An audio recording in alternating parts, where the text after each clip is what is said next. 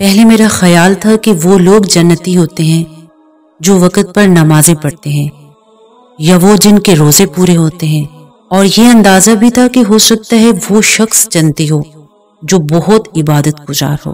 لیکن بہت سے لوگوں کو دیکھ کر یہ اندازہ غلط ہو گیا، اور کچھ کا حال تو ایسا تھا کہ اگر وہ جنتی ہیں تو اللہ جانے دوزخیوں کا کیا حال ہوگا۔ بہرحال میں نے تلاش کیا کہ دین نے کوئی نہ کوئی نشانی تو بتائی ہوگی کہ اگر کسی شخص میں یہ نشانیاں دیکھو تو گمان کر لینا کہ وہ جنتی ہے، لیکن وہ نشانیاں کون سی ہیں یہ ڈھونڈنا مشکل تھا۔ وہ کہتے ہیں نا کہ تلاش کسی نہ کسی مقام تک لے ہی جاتی ہے۔ اگر بظاہر کوئی راستہ نہ بھی نظر آ رہا ہو تو جہاں تک نظر آتا ہے وہاں تک ضرور چلنا چاہیے، ہو سکتا ہے باقی کا راستہ وہاں تک پہنچ کر نظر آ جائے۔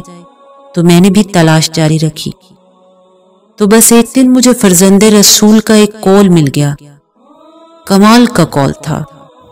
امام جعفر صادق علیہ السلام نے فرمایا کہ تم چلتے پھرتے جنتی کو دیکھ سکتے ہو اگر اس میں یہ 4 نشانیاں ہو تو اس کے چہرے پر مسکراہٹ ہو، نرم زبان سے بات کرتا ہو، اس کا دل رحم دل ہو اور عطا کرنے والا ہاتھ رکھتا ہو، بس وہی جنتی ہے۔